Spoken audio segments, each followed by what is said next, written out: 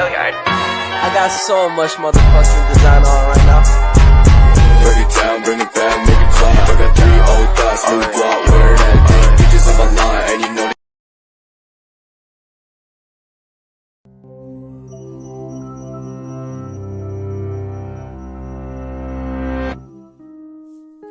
Imagine that you've been unemployed and seeking work for months.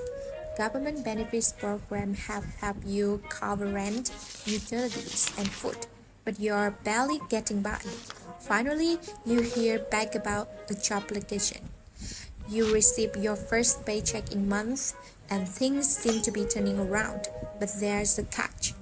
Your new job pays just enough to disqualify you from the benefits programs and not enough to cover the same costs. To make things worse, you have to pay for transportation to work and childcare while you're at the office. Somehow, you have less money now than when you were unemployed. Economists call this demoralizing situation the welfare trap, one of the many different poverty traps affecting millions of people around the world. Poverty traps are economic and environmental circumstances that reinforce themselves, perpetuating poverty for generations. Some poverty traps are tied to an individual's circumstances, like a lack of access to healthy food or education. Others can affect entire nations, such as cycles or corrupt government or climate change.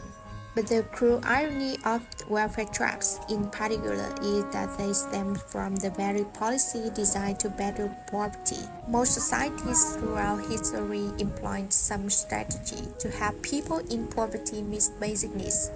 Before the 20th century, religious groups and private charity often led such initiatives. Today, these called welfare programs, and they usually take the form of the government provide subsidies for housing, food, energies, and health care. Typically, these programs are mean-tested, meaning that only people who fall below a certain income level are eligible for benefits. This policy is designed to ensure aid goes to those who need it most, but it also means people lose access as soon as they earn more than the qualification threshold, regardless of whether or not they're financially stable enough to stay there.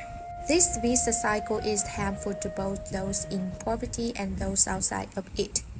Mainstream economic models assume people are rational actors who weigh the costs and benefits of their options and choose the most advantageous path forward. If those in poverty know they gain no net benefit from working, they're incentivized to remain in government assistance. Of course, people work for many reasons, including societal norms and personal values, but income is a major incentive to pursuing employment. And when less people take on the new jobs, the economic slowdowns, keeping people in poverty and potentially pushing people on the curbs of poverty over the edge.